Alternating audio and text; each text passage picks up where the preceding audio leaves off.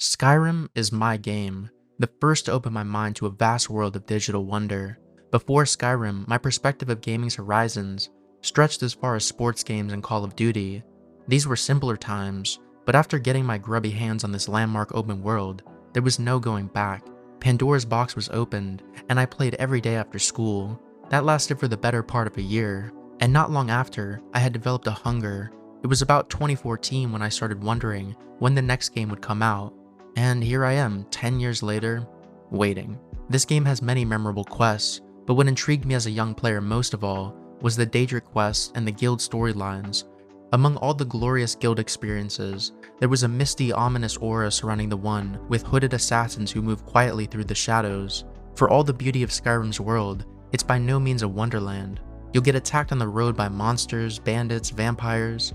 This is a tough place to be, and tough environments lead to people having real issues with one another. In fleshing out a world to its fullest, all the demands of its inhabitants must be met. The Assassin's Guild feeds heavily into the unique atmosphere of Skyrim by offering seclusion in business, an ecosystem underlying the quote-unquote regular world, an establishment to ground out the secret, deeply malicious intentions of the citizens of Skyrim, no matter if it's coming from children, wives, or political rivals.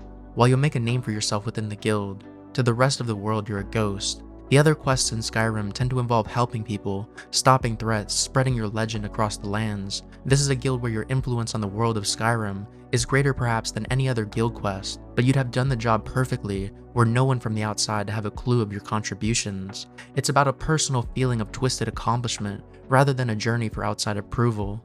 It's less about you as an individual and more so building the guild as a representative of its collective weight. This, combined with the obvious moral inversion, makes the guild line feel completely distinct. The range of freedom Skyrim delivers is efficiently enhanced by the choices a guild like this provides.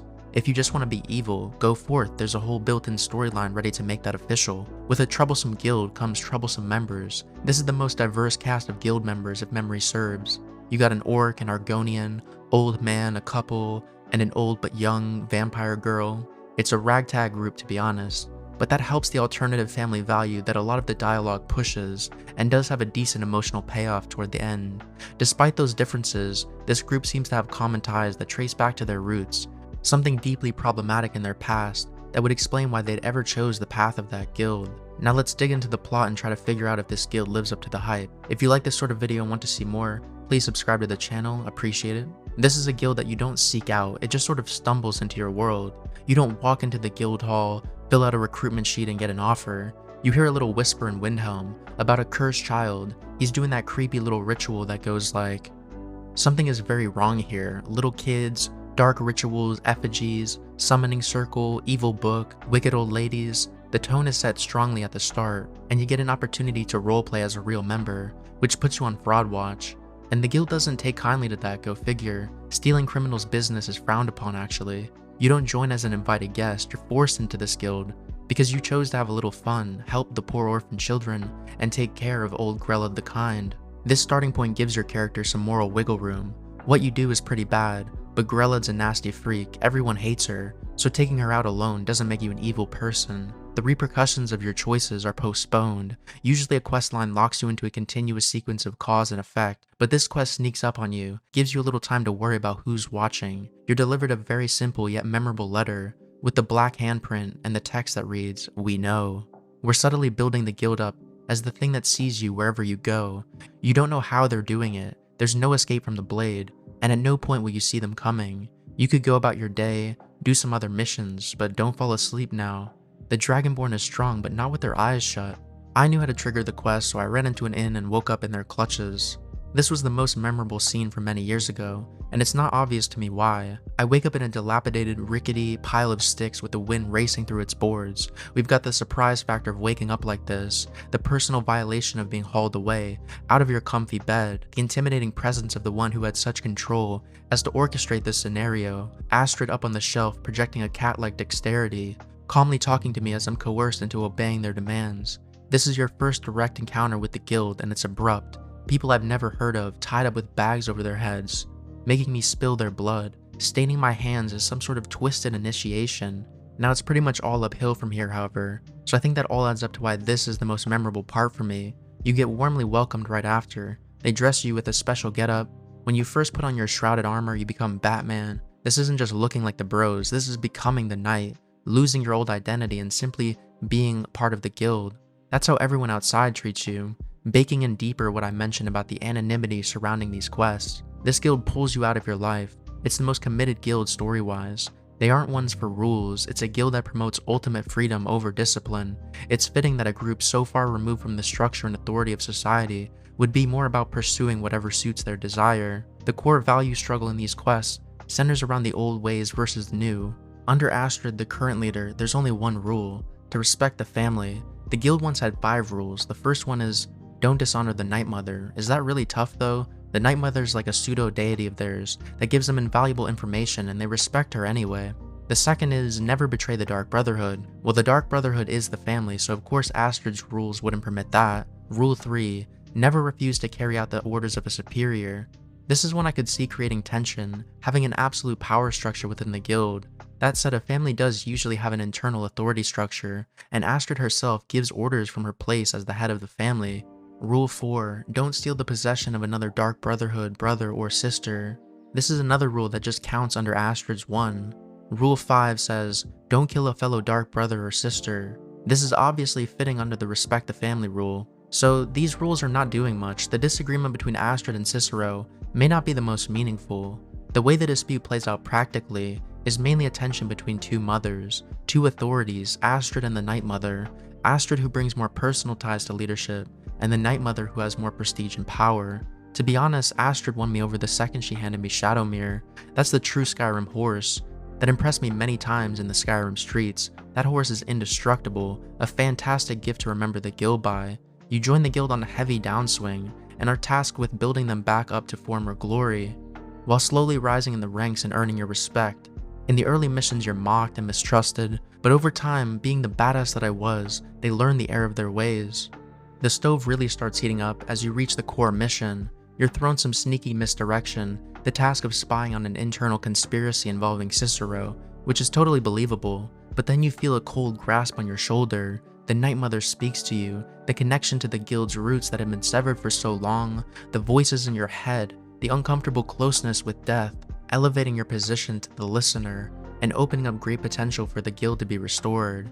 You get your shock and awe for being the chosen one. Pretty standard stuff, but what comes next is quite interesting. They could have invented any number of complicated, high-caliber missions to slowly progress through and make the guild rich and respected, but they decided to put more on the line, a mission that would reach the very top of society, that would parallel the guild's glorious past for the modern age. Your target is the Emperor of Skyrim. This ramping significance is like a 30-foot wave rising out of the calm, shallow tide. This monumental task brings a slow burn of incremental steps needed to complete it.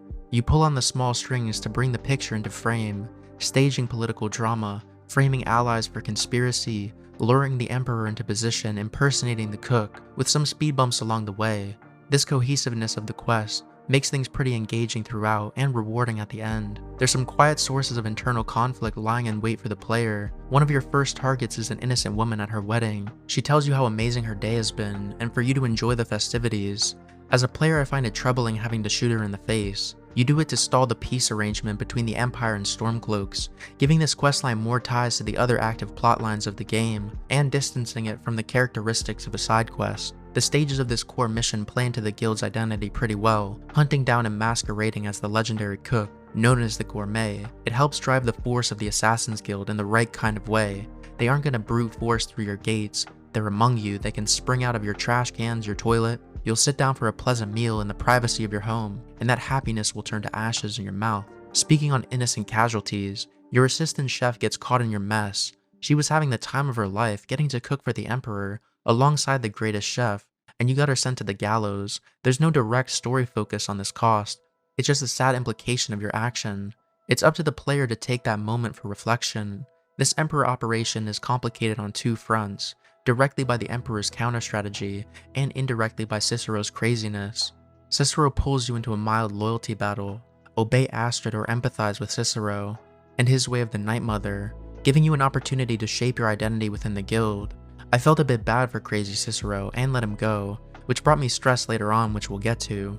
Elsewhere, the Empire catches you in the act. You get bamboozled by a body double Emperor, and it's good to see that there's at least some brain to your opposition, but it's the unknown cause for being discovered that really strikes a chord. The soldiers tell you they've rooted out the whole guild. I run back home, then I find myself walking through the burning hideout, over my comrades' bodies, blaming myself actually, thinking Cicero ratted on us. That could have been a strong path for them to take, giving your choices more consequence, but no, you did your job, you did right by your family, and the person who preached the primacy of family value betrayed you, sold you out to the Empire, got your brothers killed, and your sanctuary burned. Is this the proof that the rules were necessary? Not sure, but mistakes were made and Astrid was seriously regretful.